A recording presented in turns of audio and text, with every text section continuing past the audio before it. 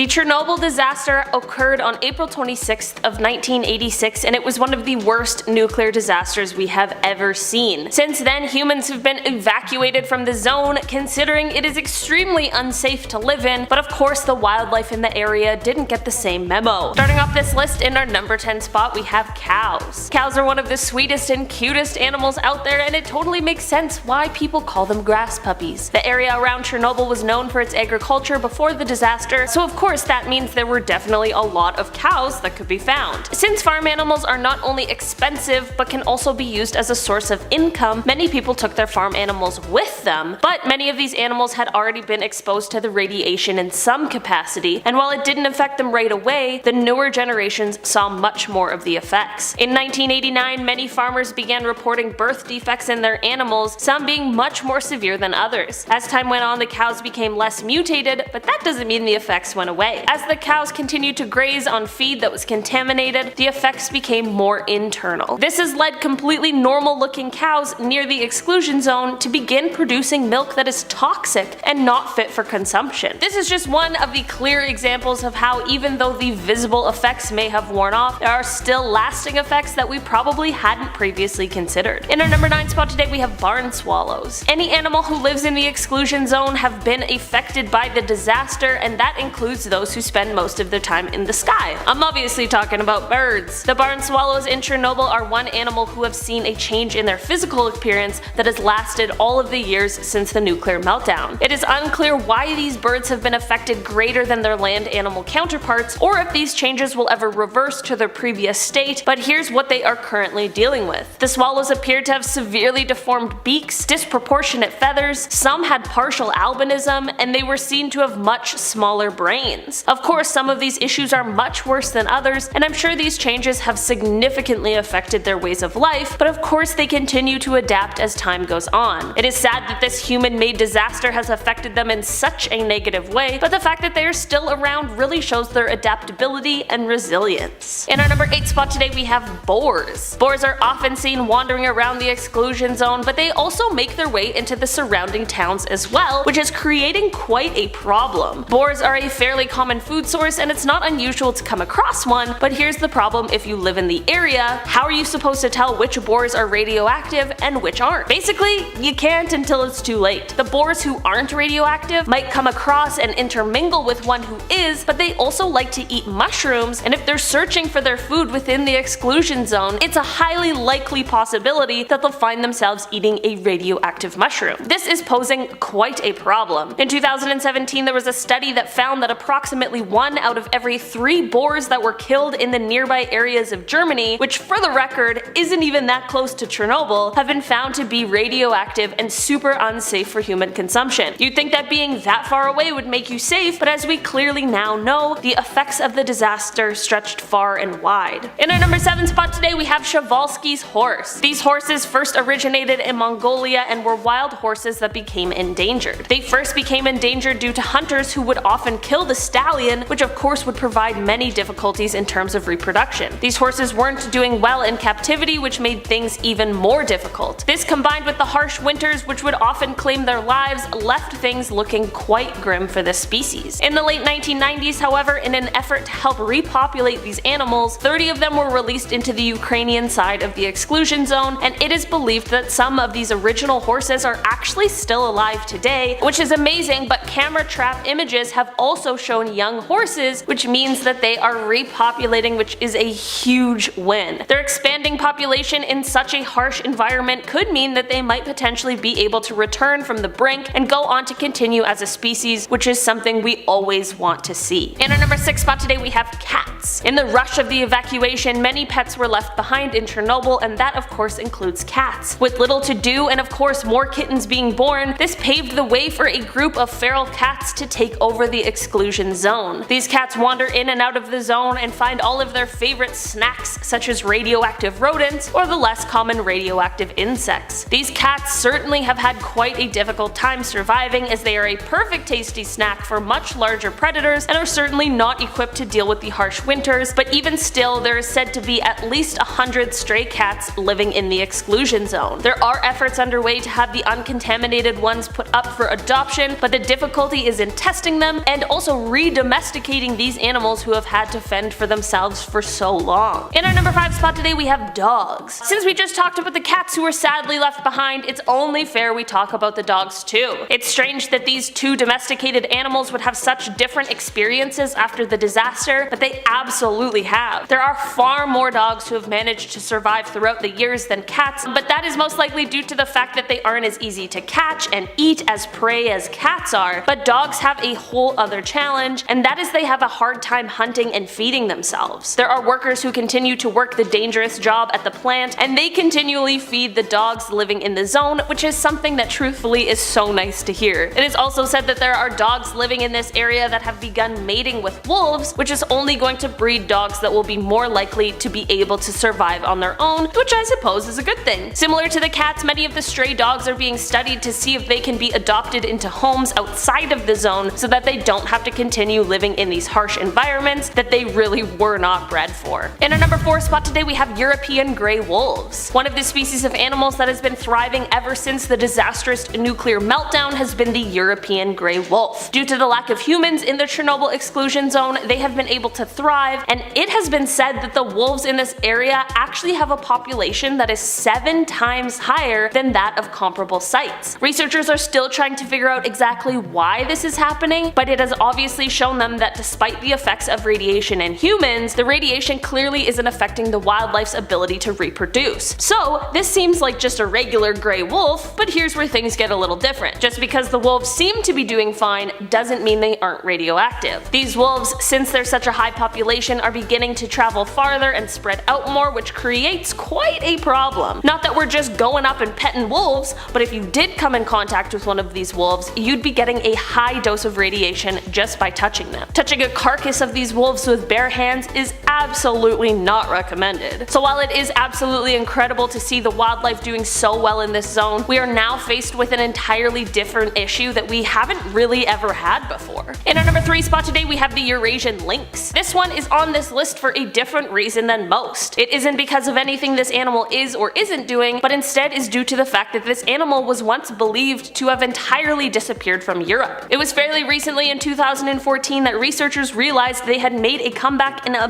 big way. Similar to most of the animals we've talked about today, the Eurasian lynx has been able to thrive due to the lack of human population and interference. Their downfall was attributed to urbanization as well as hunters, and they were mostly wiped out in the early 20th century, although they remained in certain parts of Siberia. There is still a lot more research that needs to be done about these creatures to determine exactly how radioactive they are, and this will take time due to the dangers of the zone they reside in, as well as the nature of these creatures in general. But just being able to see that an animal that was struggling has been able to make such a comeback is probably one of the best things to come out of such a horrible disaster. In our number 2 spot today we have bison. Bison are right up there with wolves for most dangerous radioactive animal, and that is due to their size as well as the fact that they are a source of food for some. These huge animals can weigh up to 2,200 pounds and are certainly not an animal that is easily messed with. Many bison weren't affected by the radiation immediately, and instead it became much more of an issue once they started eating food that had been contaminated. They like to feed on grass, and a lot of it, and the radiation didn't only affect animal life but plant life as well, making their food source a literal feeding ground for radioactive material. Similar to the wolves we talked about before, running into these guys isn't only a threat now because of their size, but now because if you get too close, you could be facing some unsafe levels of radiation. In our number 1 spot today we have spiders. I've talked about my hatred for spiders a lot on this channel, but to be honest, they keep doing cool things, so I have to keep talking about them. Okay, well maybe this one is less cool and more scary, but still,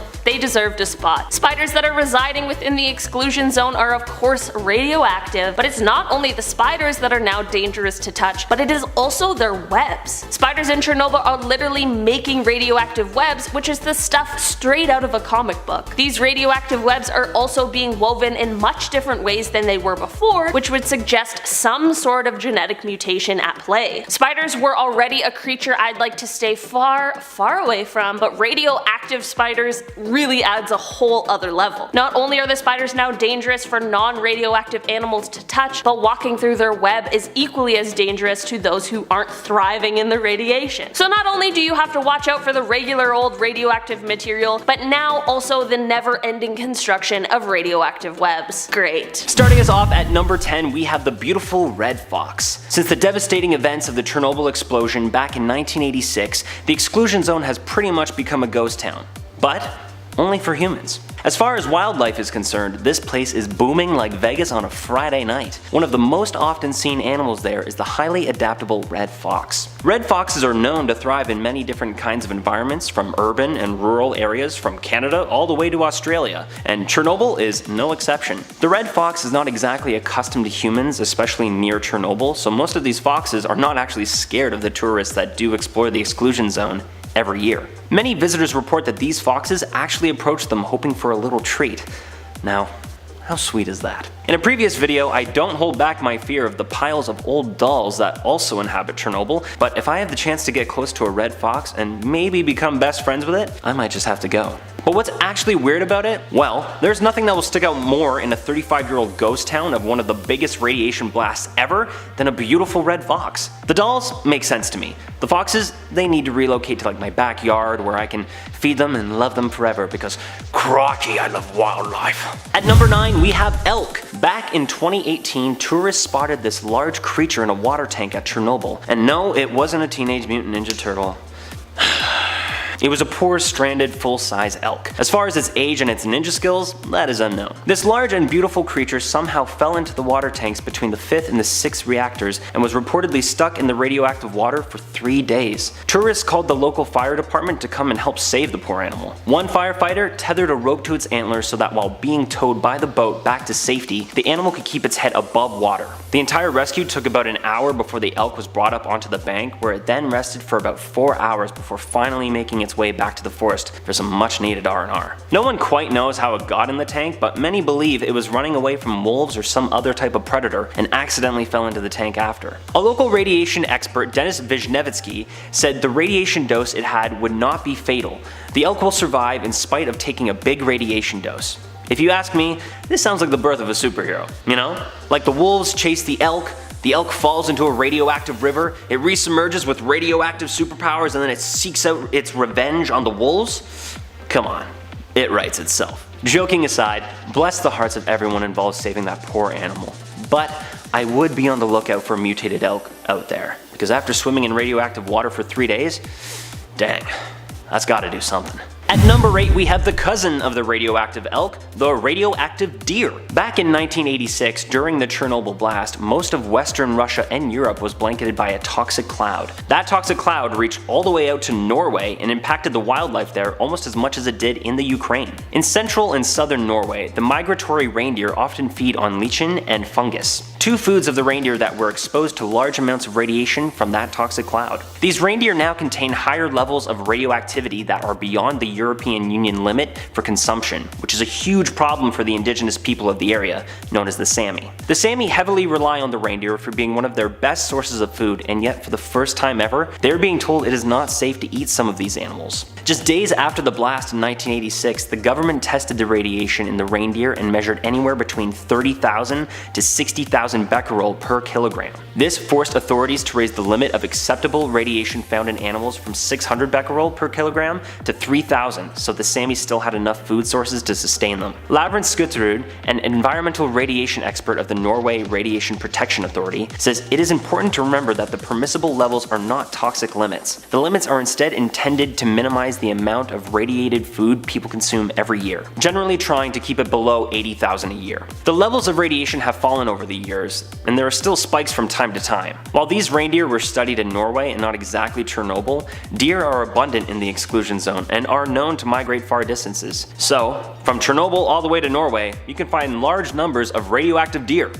That sounds weird. Coming in at number 7, we have brightly colored birds. That's right, bright colored little birds. Creepy. Am I right? Now, okay, I know this one is a little vague, but let me tell you why it's specifically these birds. Professor Timothy Mousseau and Dr. Anders Moeller studied 1,570 birds in the forests and surrounding areas of Chernobyl. They found that the populations of birds that were colored red, orange, and yellow, such as the yellowhammer, have decreased more than those of larger and less vibrant colors. The reason being? Antioxidants and carotenoids. Birds that produce carotenoids have brighter colors. Producing those bright colors, laying large eggs, and migrating large distances uses up a large amount of antioxidants in the bird's body, making them more susceptible to higher levels of radiation and decreasing their populations. Among the species that were most impacted are orioles, blackbirds, quails, hoopoes, and robins. I was really hoping the radiation was the reason these birds were bright colored, and that maybe there was a tie-dye oriole out there or something, but I'm afraid I'm out of luck.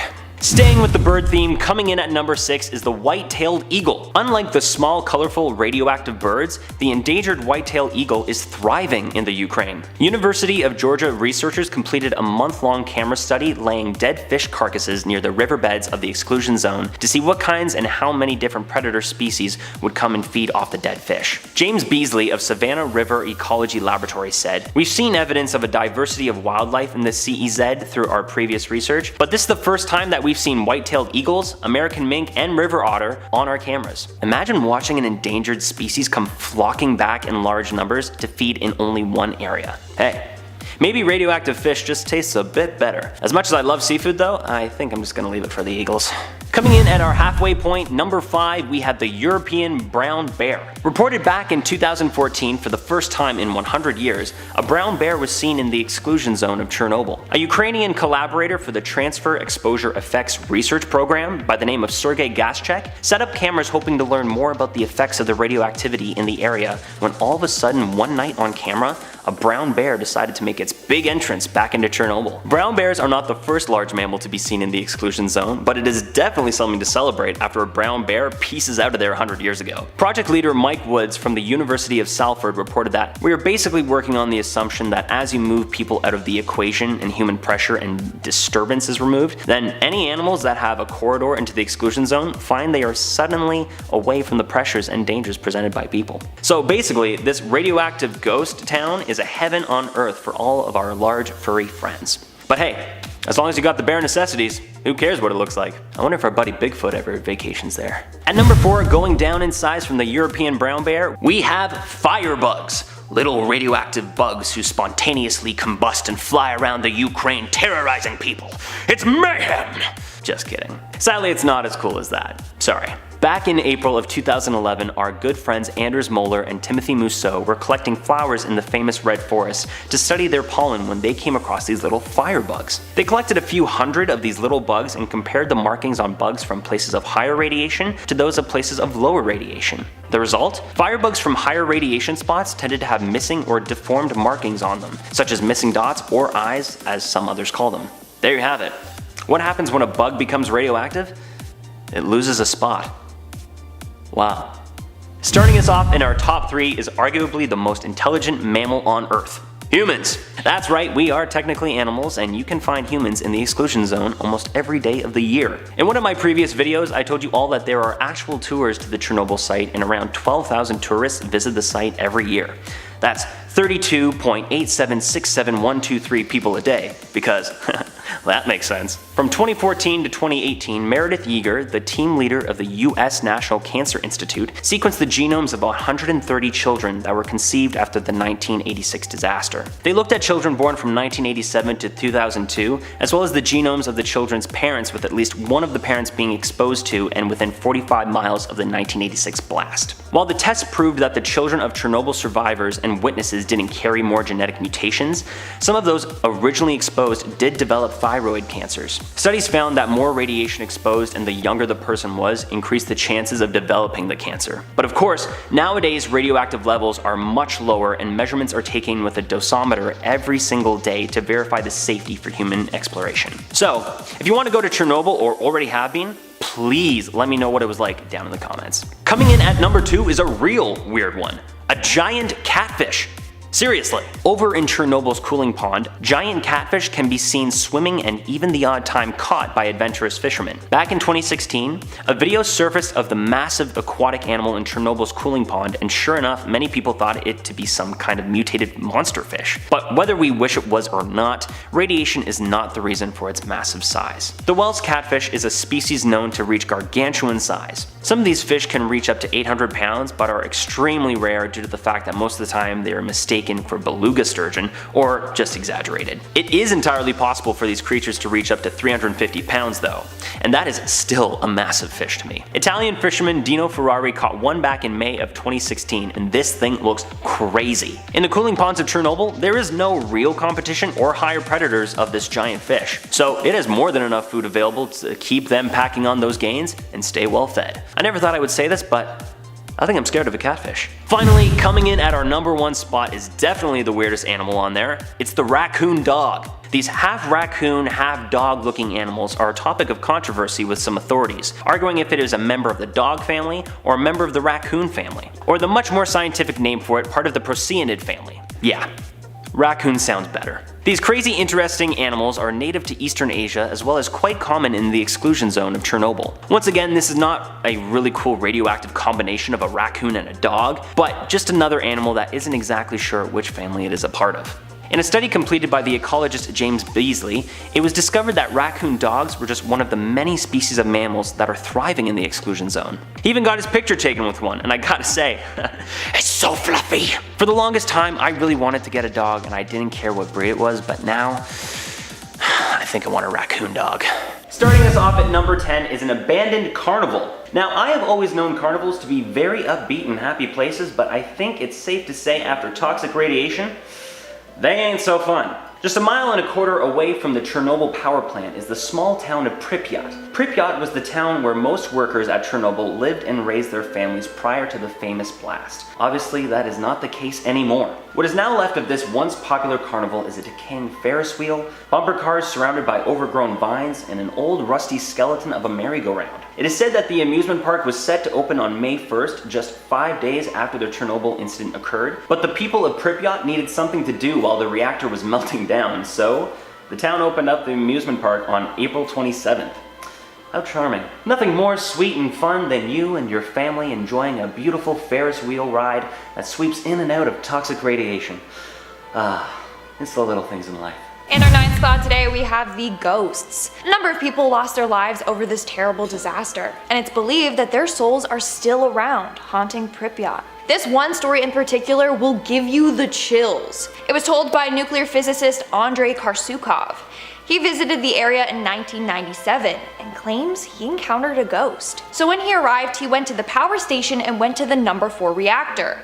That's where the explosion occurred. Now, he was there taking radiation readings when all of a sudden he heard someone screaming for rescue from a fire coming from inside. He said that it was impossible for someone to be inside of the old reactor room. For starters, the door requires a password and a handprint. And not only that, it would have tripped an alarm if someone managed to get inside. Yet, the screaming was clearly coming from inside. It sounded like someone was desperately trying to escape.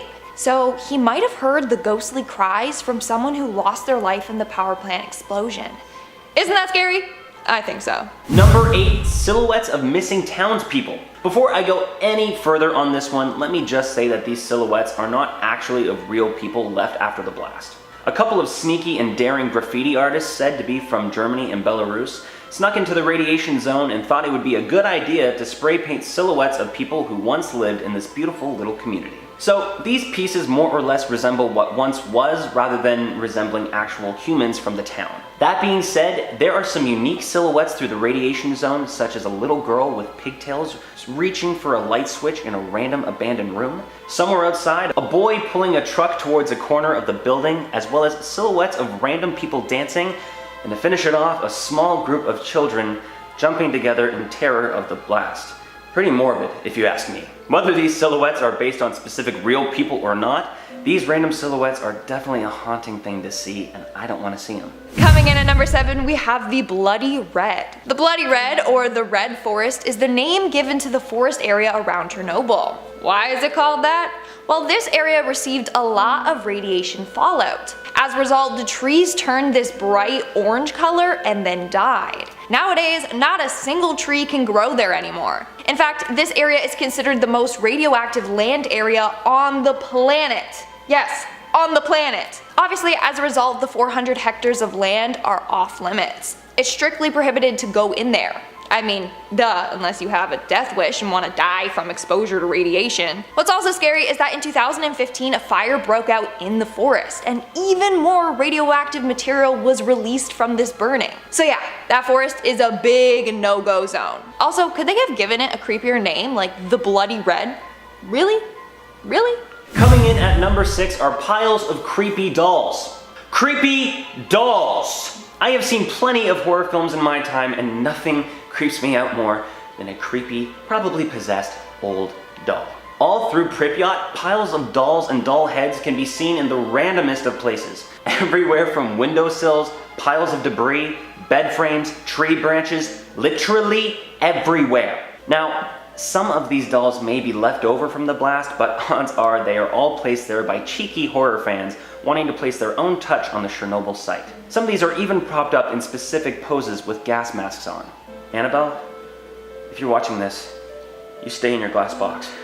You got that? We're now at our 5th and halfway mark with the Hospital of Death. This is said to be the deadliest hospital on the planet. So after the nuclear disaster, this hospital began quickly filling up with a number of sick and injured citizens. Nowadays though, obviously the hospital is abandoned. But the basement of the hospital contains a dark secret. In the basement, there are piles of first responders' clothing. These clothings belong to the first responders like the firemen who were on the scene immediately after the explosion. Obviously, the clothing they wore when they rushed into the building is now highly contaminated, and still to this day emit dangerously high levels of radiation. So they were just dumped in the basement because they didn't know where else to get rid of it. In fact, the radiation in this building is 4,000 times higher than normal. It's crazy. Number 4, radiation-eating fungus. In the words of Jeff Goldblum, life finds a way. Currently, there is a fungus growing inside the damaged 4th reactor of Chernobyl where radiation levels are still insanely high. Discovered by scientists back in 2002, this fungus, when tested, showed that when exposed to higher ionizing radiation, it would actually grow faster. What happened to the tested fungus after? Who knows? Either way, I do wish I could have been there to test it with the other scientists because I hear they were some pretty fun guys. I'll show myself out. In our 3rd spot today, we have the mutated animals. The Chernobyl nuclear disaster had devastating, lasting effects. The nuclear material leaked into the soil, contaminating food and water.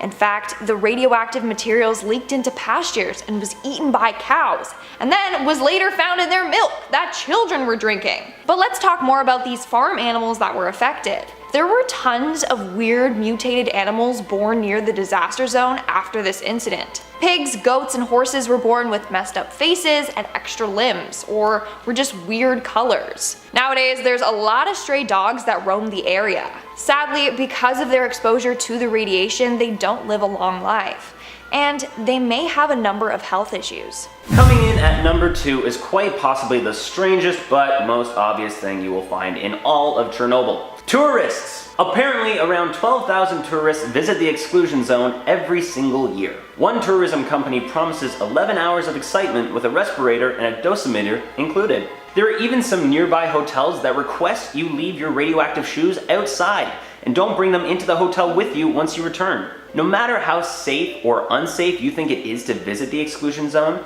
quite obviously thousands of people from around the world go and visit every single year. Honestly, it does seem kind of cool, and I'm sure there's a gift shop somewhere that sells shirts that say, I went all the way to Chernobyl and all I got was this shirt and an extra thumb. I'd buy that. Hey Lizzie, you want to go to Chernobyl with me? No. Okay. And in our number 1 spot today, we have the Stalkers. This is absolutely insane. I don't think you guys are ready for this one. But the Stalkers is the name given to a group of Russians and Ukrainians that romanticize the apocalyptic environment of Pripyat. They sneak into abandoned buildings and explore them. Sometimes they even sleep over there. Also, to make matters weirder, they bring a gauger counter to see how much radiation they were exposed to on their journeys. Not only that, but apparently they also like to eat the fruit that grows in the danger zone. Like, this is their definition of fun, and they just love it. I highly recommend you don't do this, for a number of obvious reasons. But like I said, the Stalkers love this. Starting off this countdown, we have the sarcophagus. Basically, this is a massive steel and concrete structure that covers the Chernobyl power plant. It was designed to help contain the radiation. The construction of the structure lasted for 206 days, and those working on it had to work in shifts of no more than 7 minutes. Any more time spent near the reactors would have killed them. But still, they did sacrifice their lives building this because thousands of workers still died from exposure to the radiation. Those that survived got severely ill, and majority of them developed cancer. Nowadays, the sarcophagus is still there, but it's beginning to crumble. In 2019, they were in the process of dismantling it because it was going to collapse. So a new one is currently being installed. That's probably the scariest thing in Chernobyl because of how deadly the building it's containing is. Coming in at number 9, we have the gas masks. And if you guys are liking this video or want to see part 3, then smash that like button. Chernobyl already looks like the place where an apocalypse occurred. Buildings are completely abandoned, run down, and overgrown with nature. What doesn't help is the piles upon piles of gas masks scattered all throughout Chernobyl. This really adds to the eeriness of this place. And again, makes it look like a place where a zombie or alien takeover occurred. In fact, there is one room inside a school which is just completely filled with child-sized gas masks. It's very creepy, but also sad. Like, imagine how frightened the young children were when this happened. The gas masks found there are just a sad reminder of the horrors that took place there when the reactor exploded. Moving on to number 8, we have the rotting toys. Littered all throughout the city are toys or personal belongings people had to leave behind. The saddest thing to see are pictures of children's toys left behind. Like, I just think that was probably someone's favorite little dolly. Go anywhere there and you'll find items scattered everywhere, now broken and covered in filth. Like, imagine you're rushed out of your home and have to leave behind all your personal belongings. That must have been so hard. I can't imagine how everyone must have felt. It's really depressing to think about. Moving on at number 7, we have the examination chair. So this one is pretty strange, but somehow a gynecologist examination chair ended up in the middle of the woods outside of a hospital. Not only is that super weird, but it's also super creepy. It's all rusted and beat up and looks like an old torture device. Not only that, but that means someone had to go inside the abandoned hospital, find that chair, and then carry it all the way back down and into the woods. I got a lot of questions. Why would someone do this? And how long did it take them to do this? And again, why would someone do this? Either way, it makes for a very spooky encounter. Moving on at number 6, we have the abandoned cooling tower. A partially constructed cooling tower can be found at the Chernobyl nuclear power plant. They were built to evaporate the cooling water from the 2 new reactors. Sadly, they were never completed. Now, these things are massive. The diameter was over 120 meters and it stands at 150 meters tall. Obviously, after the accident, there was no need to continue on with the construction of this, so the government just left the towers there along with everything else. Eventually, over time, nature will have its way with it and it will start to erode and crumble. It's just crazy seeing all these abandoned infrastructures. Imagine how life would have been if that explosion never happened. We're now at our 5th and halfway mark with the toxic river. There's a river that's just filled with radioactive water right near the reactor. Scariest part is, despite how toxic the water is, a bunch of aquatic life live there.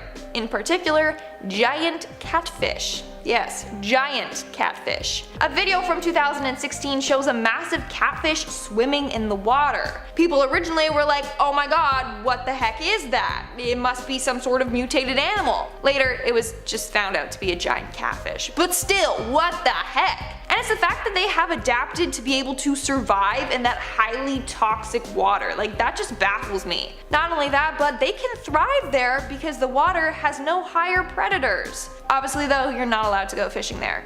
Okay, I feel like that's a given, but I also feel like people would still try it, so I'm just gonna say it. Don't go fishing there. In our fourth spot, we have the jarfish. Speaking of fish, we're gonna go with this. So back in 2016, photographer and journalist Miriam Wazer took a trip to explore the ruins of Chernobyl. While inside an abandoned building, she came across something very creepy and odd. She found a bunch of fish and other specimens in jars. Why someone was collecting fish, it just baffles many. And they weren't even like proper beakers or science mason jars. No, it looked like someone emptied out their jar of pickles and then used it to store the specimen. I think it's best if those remain untouched. Like, can you imagine how stinky they would be if they were open nowadays? They would reek. Old stinky fish is not something I would ever want to handle. Now the other specimen beside the fish are unknown.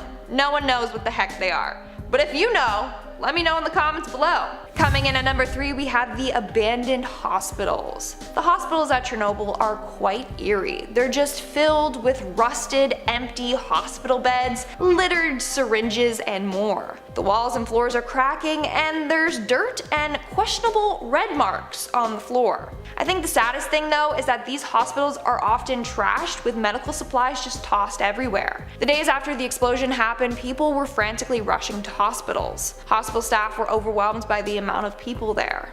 This moment is still preserved in the hospitals to this day. It's pretty dark once you think about it.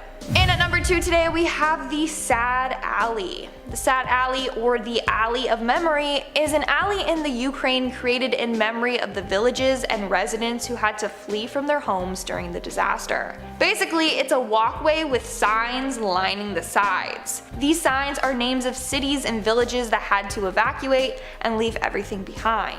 It's a way to ensure we just never forget the impact that this disaster had. It's really sad. And in our number 1 spot today, we have the radioactive spiders. Yes, you heard me correctly. Imagine if Peter Parker got bit by one of these bad guys. He'd be like a weirdly mutated Spider-Man or something like that. But anyways, the spiders in the exclusion zone are radioactive. So you definitely don't want to be bit by one. Oh wait, it gets worse. They also make radioactive webs. Yeah, you heard me, that's a thing. So you don't have to just worry about these spiders, but you have to worry about walking through their deadly webs. Like, what the heck? No thank you. Nuh-uh. I'm not a fan of spiders, but imagine radioactive ones. That sounds like it belongs in a horror movie. Radioactive, radioactive.